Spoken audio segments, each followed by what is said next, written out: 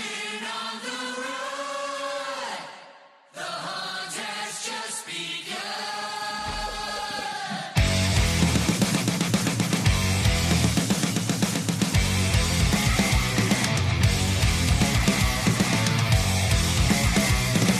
And I say, girl, you're not the one, 'cause I'm having too much fun. Try your best to take away all my California sun. You're so tired of goodbye, need some company tonight. Lost your love for rock and roll and it became my number one. Won't stop counting, you're no match for me. Painted faces bleed, crashing on the road. The hunt has just begun. Non-stop rock talk with Tyson Bryden. Welcome to Nonstop Rock Talk. I am your host, Tyson Bryden. Today, I'm very happy to welcome from the band Vengent Strays, two brothers, Jacob and Thomas Stibbie, and Logan Sheppard. And unfortunately, hopefully, London Caswell will be joining us. He's away right now, so hopefully he's going to join us. And if he does, then we'll bring him on in, and all will be good. How's it going, guys? Good. How are you, man? Life is great. How are you? Good, man. Good. I'm great. So as we begin, guys, possibly you can give me a little rundown on the band. Where are you from? Who is who? What you guys all do in the band, kind of thing. Because I didn't say what each guy did. So if you can, any info you guys can give me. Well, my name is Jacob. I'm the older twin brother, and this is my younger twin, Thomas. That was cool. I play guitar in the band Vengent Strays. I'm the lead singer of Vengent Strays. About to say lead guitarist. I don't play guitar. And I am the drummer. I bang on things for a living, and hopefully something good comes out of it. That's right. And then London Caswell is our bass player. But He slaps the bass. yeah, we were all from Southern California, and yeah, we met. I mean, Logan and I and Thomas connected a couple years ago, and then Logan, we started jamming consistently earlier this year, and then London too, met him a couple years ago, and the same kind of thing. We just had this thing of like, let's put a band together and do the rock, you know? Mm-hmm. So That's awesome. Now, what is the origin of the name? So we used to be an 80s tribute band for the last like 15 years. No joke. Thomas and I in middle school started a band called Stay Tuned. And it started as an original project, but then the original bass player and drummer left, and we couldn't keep the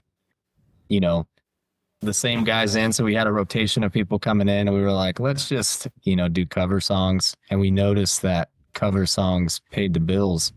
So then it turned from a cover band to like an 80s tribute thing.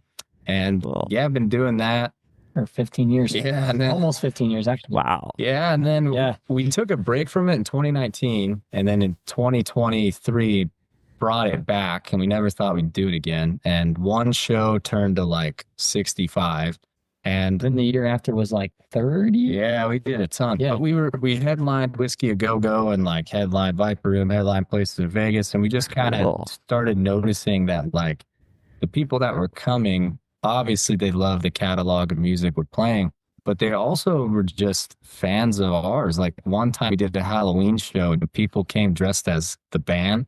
We Which were was like, really funny. why are they dressed? Really? That's cool. Yeah. Yeah, there's a chick so in the cool. front row Wearing a mustache. And I was like, yeah. That's awesome. Yeah. Awesome. So it was just weird. That's We were- cool. But we were like, man, if people are drawn to that, why don't we just start playing our own shit, So that's kind of what happened. And then we realized too, like the 80s tribute thing's fun, but you're only going to go so far. Mm. There's nothing wrong with people doing that. I mean, you can make a living doing it for sure. But I don't know. I feel like just the talent the group possesses and the musicianship and knowledge, it was just like, it's time to put our big boy britches on and, start writing songs. So yeah, Logan hopped in the band. We were called Stay Tuned about a year ago, and he was doing that with us. And then we talked to him about it, like, hey, we want to do the original thing. And then London, same thing, hopped in later. And it just kind of all meant to be, man. It just worked out where like when the transition was being talked about, the guys that came in, it was like, oh, this is the right group to do this with. But yeah, the name Vengent Strays, we were so tied to Stay Tuned. That's all we've been called. And we were like, we need something more mature and something that sounds more, I don't know, just modern. Yeah, Stay Tuned was cool, but we needed something. cute. Yeah, it was cute, but we needed something to like fit It was cute. the new audience. But yeah, so Thomas and I came up with a bunch of crap. And then he is too, a massive Kiss fan. And we were like, Kiss is the reason why we started. Let's go through their catalog and see if we can dig through lyrics of songs. And I really like the 80s Kiss era, the Bruce Kulick stuff. But anyway, we went through the song Hide Your Heart, and there's a lyric, Tito looked for Johnny with a vengeance and a gun. And we thought about vengeance and the gun. And then it's my cousin's 11-year-old daughter that was like, I like Vengent. And she spelt it out Gent. And we're like, that looks cool. Yeah. And then we just Vengent. We came up with all these Vengent flaws. Yeah, Vengent.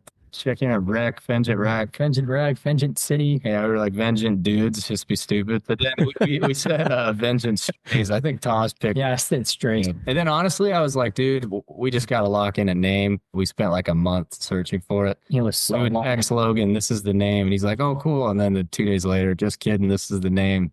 And then And he's like, what? I think when we told Logan Vengent Strays, though, he was like, that sounds right. So Yeah, I did. Yeah, Yeah. it's a great. That's cool. I think it's a cool name. I like it.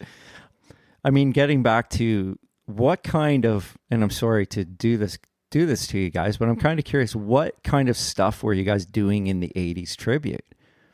So we were doing like Guns N' Roses, Motley Crue. let's do our bit live. We're going to play. We used to do this live. gosh, See if we still got it.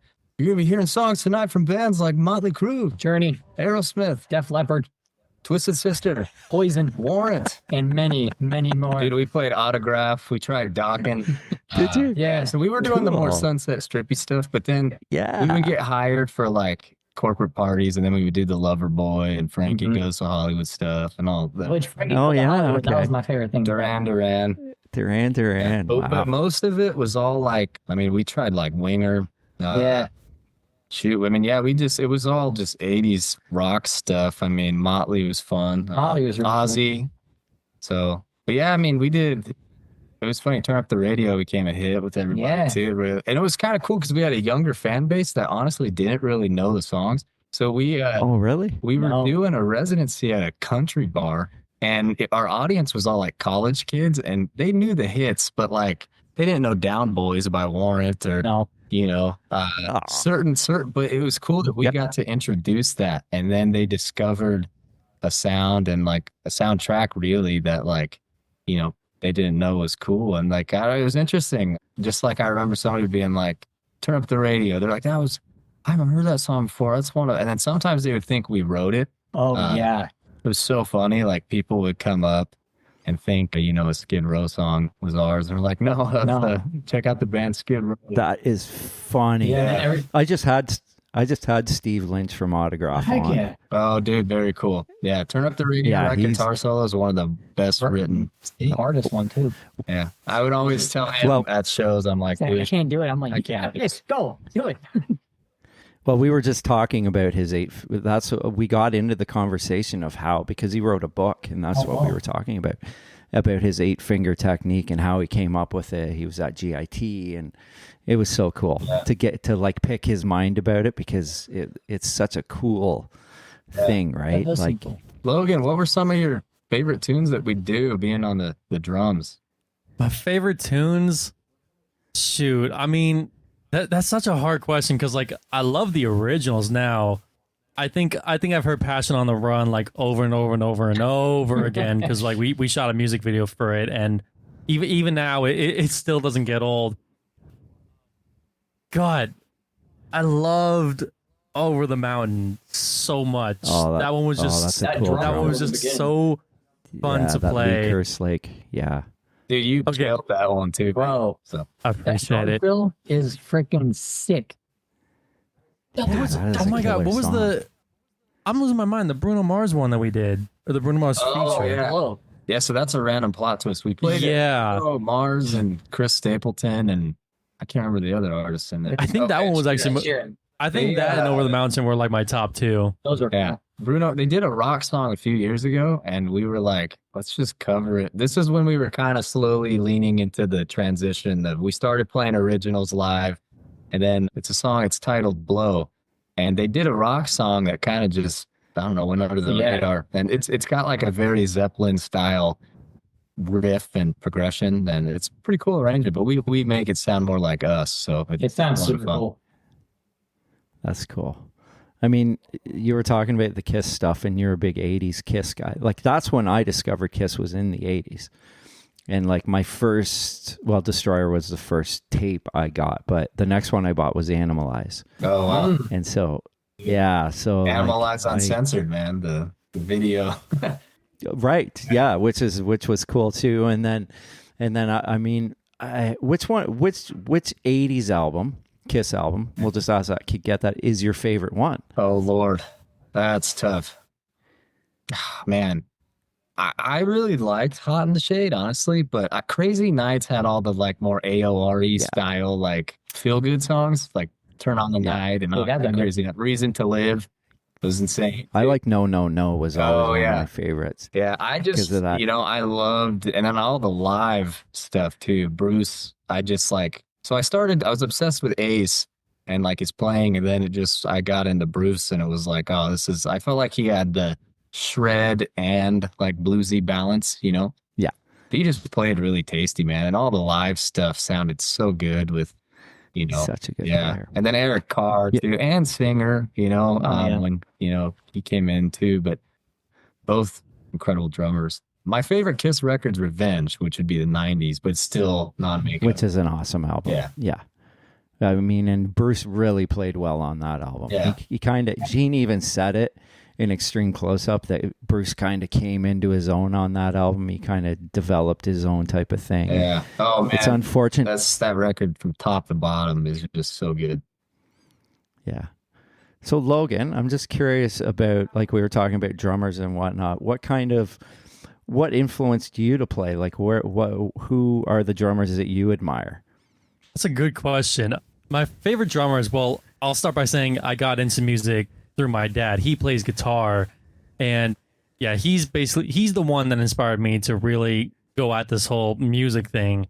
I started listening to classic rock, like John Bonham, just like super classic rock stuff like that, like Led Zeppelin, like Aerosmith, and like all that good stuff. And I remember going to the Baked Potato and seeing like all these people doing like all these crazy chops, and I'm like, I want to do gospel chops. So then I got like really into like jazz fusion, got really into Dave Weckl, and then I started expanding my knowledge as I like kind of got into high school. I was like, okay, like I want to like look into all these different drummers like Harvey Mason, Ricky Lawson. Who else? There's just so many great drummers. I don't think I have like a one. Like I think Steve Gadd is like probably one of the top 3 for me personally. Dave Elitch. There's just so many great names. I know I just threw like a bunch of shit at just now, but like, no, that's cool. I think those are like some of my favorite drummers because like they're all so different and versatile in their own ways, and like each one is so unique, and I couldn't say truly like which one's my favorite. That is awesome. I mean, and that was, for me, that was unexpected because, I mean, you started with the Bonham thing, but then you went to these drummers that are kind of, I'm going to admit, guys that I'm not really familiar with because I don't listen to a lot of that stuff. So thanks for that, Logan. Yeah, that was awesome. I definitely, I kept obviously kept a super open mind about it, but like I love being versatile in what I do no matter what. And of course, like I went from like starting it like on rock as a child to doing like all this other different stuff, R&B, hip hop, pop, and now I'm back doing rock again and Vengent Strays, and it's just like this is just awesome because I take a lot of like influence from R&B, hip hop, like old school, like black influence music, and I bring it with me into rock because like classics like Led Zeppelin, they'll bluntly admit that like they stole like a bunch of stuff from like like old generational stuff, and it's just like it's so fascinating to carry that like I guess I'll say tradition with me. That's awesome. Now, guys, let's talk about the video and single for Passion on the Run. The video looks amazing.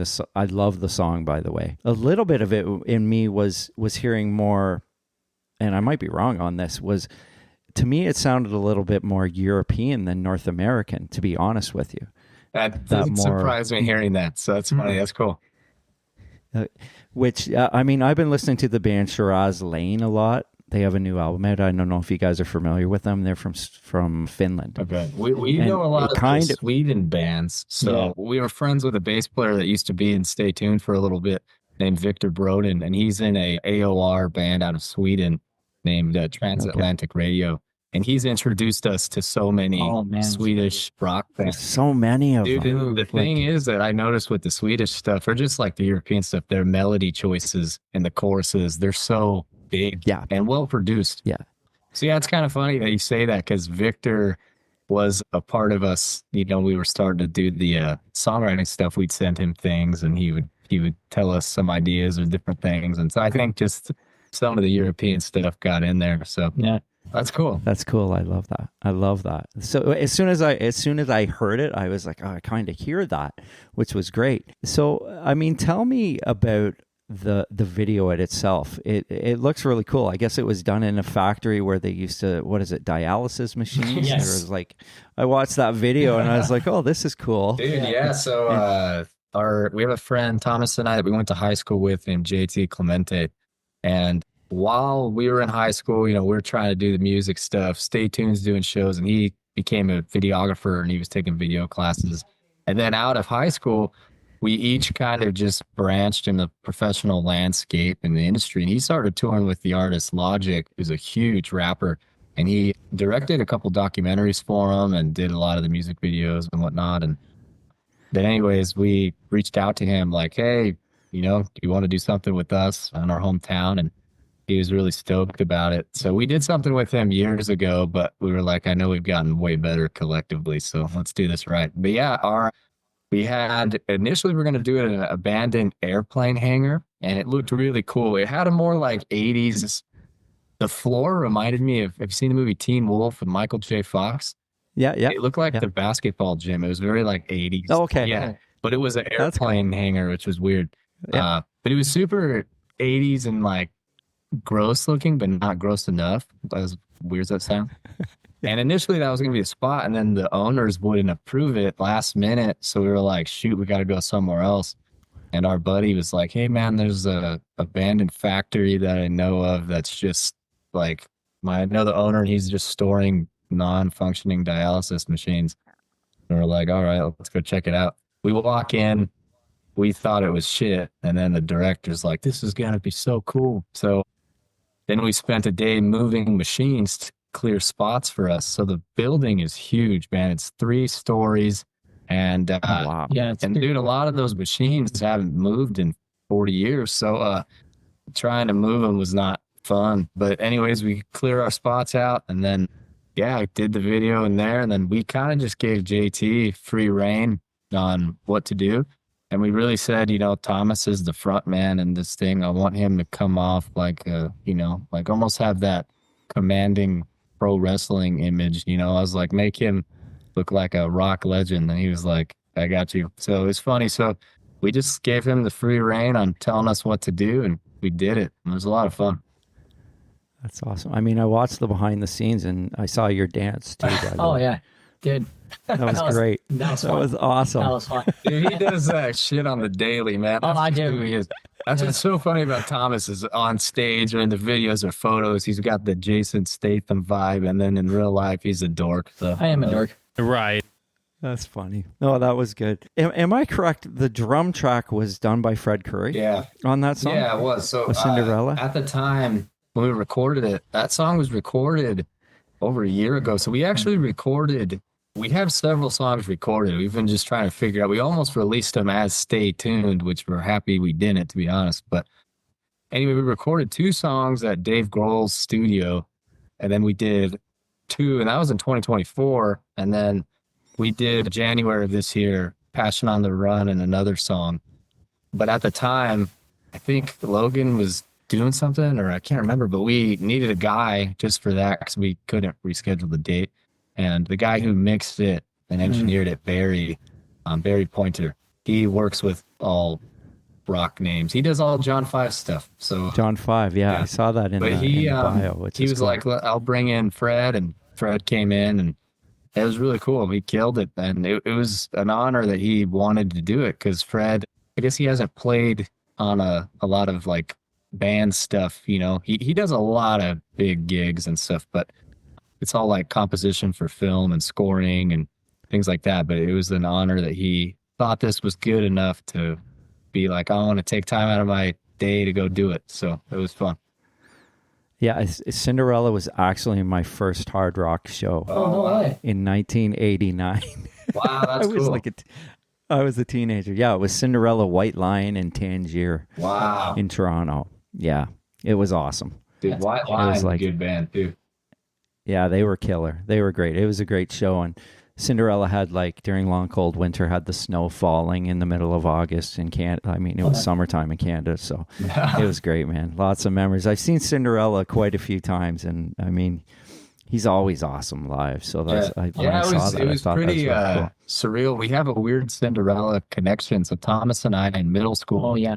an 8th grade English teacher, one time she brought a guitar to class, and I was like, oh, you play guitar? That's cool. And she cracks open the case, and it's this beautiful Gibson acoustic guitar. And I was like, wow, that's a crazy expensive looking guitar. You know, where did you get it? And she's like, oh, my daughter used to date a guitar player who was in this rock band. You probably wouldn't even know who they are. Their name's Cinderella. And I was like, your daughter dated Jeff LeBar, you know? So, but yeah, so our English teacher's daughter was dating him for a few years in the 90s, and he Wow. gifted that to her. So, but I told Fred that story. I was like, it's so weird. When Fred agreed to do it, I texted that teacher, and I was like, you're not going to believe this. The drummer of Cinderella is playing on our song. You know, so She's like, what? she just thought it was weird, Yeah. the whole full circle thing. Wow, that's pretty cool. Yeah. That is awesome. Now, before we started, we were talking guitars a bit, but I want to talk about that guitar that you used in the video, which is, it's almost like a Cheap Trick checkerboard type of thing, and that's what I thought, a Cheap Trick, when I saw it. Yeah. But it was kind of an interesting guitar because it's got a kind of a different type of look to it. Yeah. I mean, I'll grab this one. See, it's the same model, but you can get an up close Look at that. kind of thing of it. So it's this shape. It's the Revenge model is what this is called. So That's cool. yeah, it's pretty cool. It's a smaller scale guitar, and Yeah. I don't know, it just rips, man. But it's got like a Gibson kind of, for all the nerdery stuff, a Gibson kind of feel to it, but I can still shred on it, you know? Like a Les Paul is hard for me to do some of the shreddy stuff on because of the way it feels. Yeah. But that is like the hybrid thing. But anyways, yeah, so Cheap Trick thing. Obviously, the Carina Explorer is another guitar Rick Nielsen plays, Yeah. you know, very often. He's got like 3 real ones in his collection. So That's crazy. I love Rick's playing and his tone and his vibe. So when they made that, I was like, can we do the Cheap Trick, you know, checkerboard thing? And they call it the Rockford Revenge, which is pretty cool, the title of it. So yeah, it's definitely influenced by Rick Nielsen for sure. But yeah, it's just a rock and roll guitar, man. It's simple. It's got great tones, and I don't know, I just love playing it. So yeah, for that video, looks amazing. I thought it would be the cool one to use. Every guitar I have has its own like personality, and I thought for that video and song it worked great. That's cool. And I mean, in that solo, the solo sounds great. Did you use a harmonizer in a piece of it? There's like this really cool, really different type of part on it. And I was like, it sounds like a harmonizer, but I'm like, I don't know if it is. Oh, that's very cool. No harmonizer, believe it or not. The entire solo, which people won't believe it, but it's double tracked. I did the Randy Rhoads thing. So there's a guitar left and a guitar right, and they're kind of panned like this way. And then what happens is when that part happens, because what happened was on take 1 and take 2, I played the fast part a little differently. And initially I was like, shit, this is not going to work. And then when you played it back, when he just spreads out more on that part, it just sounds, you kind of hear the little different notes, then it ends coming together. So yeah, it's 2 different guitar parts that were just doubled, and I just didn't play it spot on. So Sounds killer. It sounded thanks. cool. Yeah. That's why I thought it was a harmonizer, because I was like, that there's something different there, but I can't figure out The what it is. idea So, behind that solo, like initially was like "Keep the Faith," the Bon Jovi song. Yeah. Familiar with that? Yeah. So Sam Bora's like "Feel." So I really didn't write anything for it. I just was like, when I heard that solo, I figured Richie. I could be totally wrong. I don't know, but it sounds to me like he was just going for it. So I was like, let's just do that. I'll just kind of go in blindly, feel it out, and then we did a take, and I was like, let's double it and see how it goes. So yeah, it just worked out. It's pretty cool. well, actually, you mentioned the Bon Jovi thing, and you mentioned Keep the Faith. That's what I do. I play in a Bon Jovi tribute. No I play way. guitar in a Bon Jovi. You Yeah, do the Sam Bora parts? yeah. Dude, that is sick. That's awesome. Yeah, My so- dog, I have a little husky named Jovi, so I'm a big Bon Jovi guy too. That's cool. Yeah. That's awesome. Yeah, we play all over Canada, so we haven't been down to the States. Yeah, we're talking about maybe doing some more stuff down in the States. At least Michigan, maybe Pennsylvania. We haven't. I mean, our band's been together for 23 years. No way. I haven't been in the band the whole time, but Dang. yeah, so we've been grinding it out. I've been in and out a couple times, but I've been back for the last 3 years now, and Oh, dude. this has been an amazing year for us. Dude, which has no been joke great. too. The So- Bon Jovi documentary, was it titled like "Thank You, Good Night"? Was that it? Yeah, I think so. It was on Hulu. I watched that, and that was a big catalyst for us becoming an original band too. Just because John talking about his early club days doing the cover band stuff. Right. Yeah, and then him saying he had that realization because Bruce Springsteen, they're all from the same area. Yeah, that was wild. Yeah, and then That he was just so had the cool. realization like we're kicking ass, but people want to hear the songs he wrote, and like so he was like, I got to write, and then it was funny, no joke. From that like documentary, it kind of was like reassured what we were doing. I was like, all right, we got to do this too. So That's awesome. I mean, talking the Keep the Faith solo, I did learn it note for note back in the day, and it's one of the only ones that I kind of improvise that one every time because Richie you're does talking too. about that feel. You can tell, Yeah, there's just a feel on it that it doesn't, like, as long as you play the key notes and the key little parts in there. Yeah, I'm But sure it's you've just seen how I the feel that night. live. I don't know if it's Wembley. Is it Wembley or London? Wembley and on the These Days tour, I think. Yeah. Wembley. Yep. He just goes ham, dude. So I think Richie's a very underrated player. Oh, I agree. He is. Yeah. He's got so many. I mean, stylistically, Dude, Dry There's, County, like, so many- bro. That all the little stuff in that. the guys have always talked about wanting. Our keyboard player loves Dry County, and I'm like, he would love to do it. Yeah. And I'm like, man, it's a 10-minute song. We'd have to cut out like 3 songs I know, to put it in there. dude. We play every time we're driving to Logan's house. I'm playing that on the way there, so it's funny. That's awesome. You That's so never cool. told me this. What? Serious. Every time we're driving, whatever. It's funny. I feel like the Keep the Faith record's always on the Dry County. Just But dude, the way he sings that song though is super cool. yeah. I know, and Yeah. lyrically, it's Yeah. so cool. Dude, There's so much- everything they wrote and stuff is just incredible. So it's very humbling because we all were like, man, our songs are good. Then you just go through all those classic things. You're like, these Yeah. guys didn't have the resources we have, and they just, it's here, it's crazy. And like, even if you go through some of the B-sides, you're like, there's a song, Radio Saved My Life Tonight, which was on the box set that we did it at one time. We don't do it anymore, but it was like, it's such a great song and it never made an album, which is, like, it's funny how that happens too. Well, I right? think too, because, at that time compared to now, you had sweat equity involved with like having to pay for a record. So you would, get your paycheck, go ride your bike to the record shop and buy it. And then that's what you had to listen to. So listening to it over and over again, you notice things that you didn't hear the first time. Right. So I feel like nowadays with the attention spans, it's like we hear it once and that's it. So we've even talked about that live, that people's attention spans aren't the same. Because like if we don't do 3 sets very often. Sometimes if we're playing in a bar, we'll do 3 sets. By the 3rd set, more than half the people are gone. Dude, so Yeah. joke, we can relate to that with Stay Tuned. So we noticed we're very influenced by WWE too, man. Oh. So it's funny. Cool. Kiss and WWE are our favorites, man. Yeah. That's right. Too big. That's awesome. But for our shows with Stay Tuned, it was very, had like a comedic kind of energy to it in between songs. But we had to make sure that we weren't background music ever, because then people just don't care. So we had to just keep going and going. And honestly, Logan too, man. Logan had a drum solo in the show Oh, that I love it. gave us a rest, but it also was probably the best part of the show. I mean, he did some. I don't know about all that. Shoot. yeah, you did.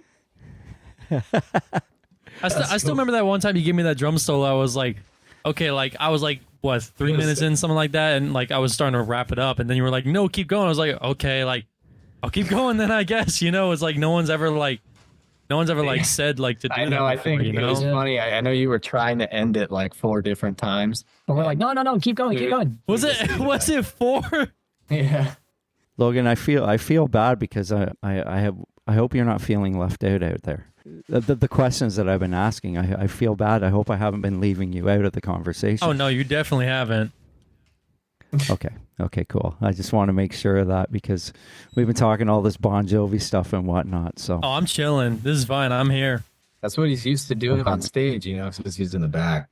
Low key, yeah. no, that's true. Terrible That's joke. true. That's true. Terrible joke. That's true. I was going to mention that now you had talked before we started again about you're into vintage gear and whatnot, Jacob, and even the amps in the video. So it looks like you have 2 vintage Marshall cabinets and then Sur head. Yeah. It looks like. Yeah. That's awesome. Yeah. So I use an amp live, even for the tribute thing, and even when I fly and stuff or do I've played with different artists, and I've always, if I'm allowed to use an amp and the music director lets me, I will. Yeah. I just like them, man. I mean, the modelers and stuff work, they do the job, but for me, they're not exciting to play on. They just don't I like that I have to with the Sur, I have to tame a beast while I play.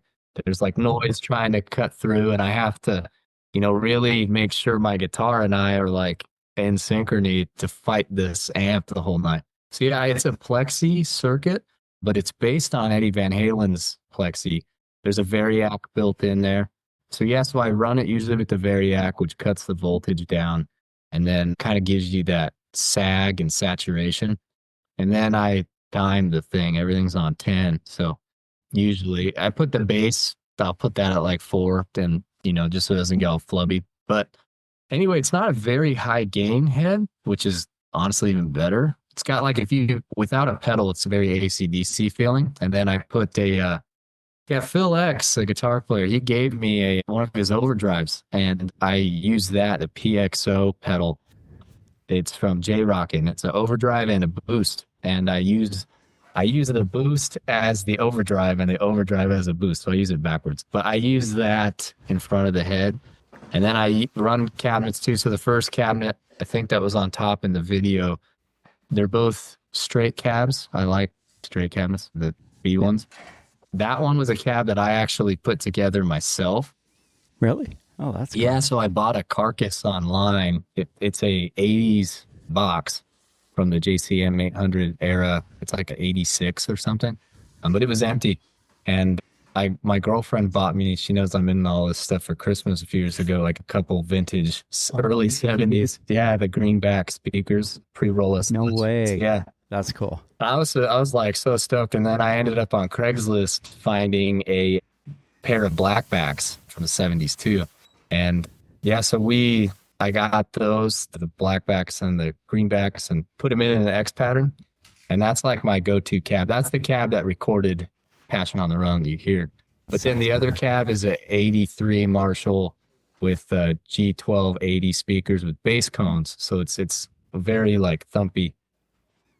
So yeah, and then dude, speaking of vintage gear though too, Logan, he just got, I don't think it's a vintage snare, but it's based on vintage specs. And we're very weird with our gear. We're always trying to make sure the audience has the best sounding experience of all time. So 8x14 Yamaha, and it is, rips, it's dude. beefy. Yeah. Really? The drummer in our Bon Jovi thing, he has about like, I think he said 10 to 20 vintage Ludwig snares. Oh, dang. Ooh, nice. That's cool. Yeah. He just collects them. He just like, if he finds them somewhere, he's got to buy it. He's like, and every gig he brings a different drum kit. It depends what he wants to play, right? Like it's cool. The only thing vintage that Thomas has is a can of WD-40 that he uses when he's assembling his mic. Oh, yeah. That's not a joke either. It's not a joke. He's had this can for like Seriously, 10 man, it's decades. Yeah. Screw it That's in. awesome. Dude, because it's hard. It's hard to screw in something like He got a custom stand that's he's had for a long time, but yeah, the WD-40 trick is what he does, so it's fine. That's cool. not That's even cool. does I it mean, easy. I love that. Now, I remember that the Sir thing. I mean, I remember like Reb Beach was kind of like one of the first guys to start using his guitars, and then I guess Doug Aldrich started when they were both in Whitesnake, and it's kind of like gone bigger. Yeah. It seems like. I mean, everybody that plays Sir are very exceptional players, and I've developed a relationship with them, which is pretty cool. And you had to be like, included in that group as like an artist per se. It's surreal. That's cool. Mateus Sasato, he's a more modern guy. He plays with Bruno Mars and stuff, but probably one of the best guitar players out. Just very unique style of playing that's kind of new, and very melodic. And then Ian Thornley is a guy too. I don't know if you're familiar with him. he uses them too. That's right. We just saw a Big Wreck. Dude, so the drummer of Steel Panther, he showed me Big Wreck. I never heard of him, and he's the reason why I started playing Sir, because Ian Thornley, I was like, I gotta get these tones, and then I was digging through and saw the SL68 and one of his like studio things, and I was like, oh, I got it. And then I saw Pete Thorne playing it. Yeah, and I was just like, I gotta get it. So I've been just using that ever since. So That's cool. Ian's actually Big Wreck's playing up the street in the new year. no way. No way. Yeah, That's really cool. Yeah, we actually live in I said Toronto, but we're actually in Oshawa, which is about 45 minutes east of Toronto, and I mean Big Wreck plays around here a lot. Dude, one of the greatest voices and guitar players, man. He's He's got some good songs too. I'm excited for you to hear eventually when one of our songs comes out. I did a very Thornley-esque kind of solo. Oh yeah. Oh, cool. Yeah, so it's cool. Every solo kind of pays homage to some of my like musical heroes too. So the first one was Sam Bora. I did one that's more, honestly, one of the songs is very Ace and Brucey, which is cool. Oh yeah. I love that. Yeah. That's cool. So- That's cool. I mean, our bass player just said, have you heard the new Big Wreck album? I guess there's the second track. Yeah, it I just, don't know if you've heard that. I've heard one of the singles and they did like a Van Halen style. Yeah. I was very floored by it. I mean, just not expecting that, But it's like, dude, it just shows that Ian can play, dude. I'm sad that I the know. band too, man. They're all like Berkeley guys Oh, yeah. the they're drummer all just- killer, right? playing Hot for Teacher with basically 1 foot. Logan could do that too, though. I could. It's tricky, but like No way. I could try. Yeah. Wow. That's crazy, Logan. That's amazing. That's so cool. Dude, Logan's going to be mad at me for doing this. I always bring this up because I think Logan is one of the best musicians ever. And how you can assert that is to just declarate the fact that Logan's been asked to play with Steve Lukather a few times. And That's you right. don't get That is call amazing. unless you're that guy. Yeah. So I appreciate it. Wow. Seriously.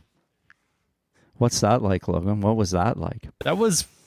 I think it was probably one of the greatest experiences of my entire life. I remember just getting that call and okay, see, because like I had they let me pick the song because like I sat in for one song with them, right? And then I did like one more sitting with them for a completely different thing, but like it was for a charity event. And they literally said like you could pick any song, like whatever you want to do. So like of course like you would assume that I would have chose like Hold the Line, Rosanna, Africa, like one of the classics, right? Do you know the song Jake to the Bone?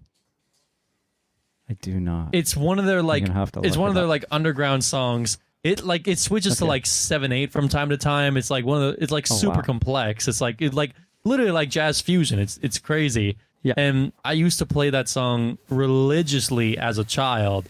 And when the moment finally came that like I play for Toto, my dad was like, "You gotta play that song." He was like, "You have to play Jake to the Bone." And like even Steve Lukather was surprised. He was like, "I would have guessed that like you would have like gone with like, I don't know, like Hold the Line or like literally anything like just like, oh, that everyone knows." It's like, no, it's like he even like brought up to the audience. It was like, this dude really picked the hardest song just like on purpose to mess with us. Dude, Tyson, like you just- gotta see the video of him doing it. It's insane. When he was interested in playing with us and I saw that video, I was just like, this is the best case scenario ever. So dude, Wow. it's I've watched it several times, Logan, because it's so freaking dope. Appreciate it, man. Seriously. Yeah. That's amazing, Logan. Did it kind of throw him off though? Like, did he remember how to play it? Oh, he remembered how to play it. He yes. Yes, he did. Very much so. I often wonder that if like guys that like, you know, like their own songs, if they ever, I know they wrote them, but like if they hadn't played it for like 10 years, 20 years, if they still remember how to play them all. No, it was all spot on. I mean, I've definitely had like my own circumstances where like I've like played songs as a child and then like I don't even touch it for like 10 years and then all of a sudden it just shows up and I'm kind of like, all right, I got to figure this out again. It's like, and I'll always do it like differently. Like if I do it like completely like all over again, but no, they nailed it. It was amazing. It was phenomenal. It was the best gig I've ever done in my entire life, hands down. No debate. That's amazing. Well, good for you, man. I appreciate it. That is so cool. Now, guys, I guess London's not going to make it on, Yeah, unfortunately. he just texted Well, me. darn. Told me to tell you bass players rule. Well, maybe. Well, no, if you guys come on again, hopefully he'll be there next time. yeah. So it's all good. But anyways, I want to thank you guys for your time, and I just wanted to ask, like, moving forward, is there going to be a full album coming? You said you did mention another single, but is there going to be a full album or an EP or something in the future? Yeah, I mean, we have a lot written, which is very exciting, and we keep writing more.